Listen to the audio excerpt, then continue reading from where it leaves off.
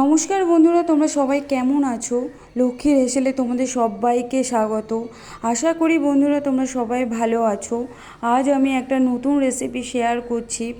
রেসিপিটা হলো কষানো চিংড়ি। খেতে খুবই মজাদার, ছোট থেকে বড় সবাই পছন্দ করে খেতে। রান্না করতে বেশি সময়ও লাগে না, খুব তাড়াতাড়ি হয়ে যায়। রেসিপিটার জন্য আমি নিয়েছি 250 গ্রাম চিংড়ি। ভালো করে ছাড়িয়ে ধুয়ে নিয়েছি, নুন হলুদ দিয়ে মাখিয়ে রেখেছি। একটা পেঁয়াজ কেটে রেখেছি কুচি কুচি করে, অল্প টমেটো কুচি, হাফ চামচ লঙ্কা বাটা, হাফ চামচ আদা বাটা আর গোটা লঙ্কা 4টে। কড়াইটা ওভেনে ভালো করে গরম করে নিয়েছি। এরপর আমি পরিমাণ মতো তেল দিয়ে দেবো। তেলটা আমার গরম হয়ে গেছে, এবার আমি জিরেটা ফোড়নে দিয়ে দিলাম। জিরেটা দিয়ে সুন্দর গন্ধ বেরিয়েছে। এরপর আমি পেঁয়াজগুলো তেলে দিয়ে দিলাম। হালকা করে পেঁয়াজটা নেড়ে নিচ্ছি। হালকা ব্রাউন কালার হয়ে আসলে এর মধ্যে আমি টমেটো কুচিগুলো দিয়ে দেব। টমেটো কুচিগুলো দিয়ে আবার একটু আমি নাড়িয়ে নেব পেঁয়াজ আর টমেটোটা একটু মজে এসছে। এরপর আমি একে একে মশলাগুলো দিয়ে দেব।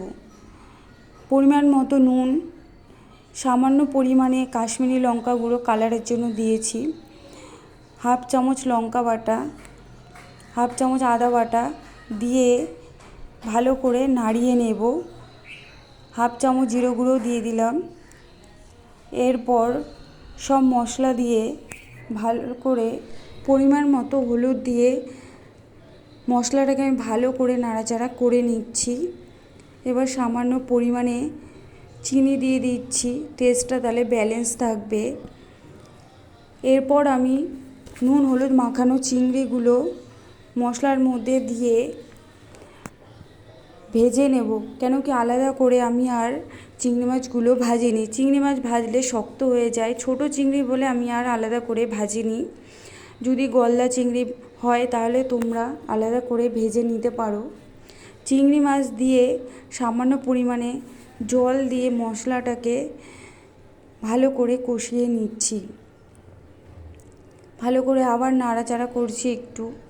মশলাটা আমার প্রায় কষানো হয়ে এসছে।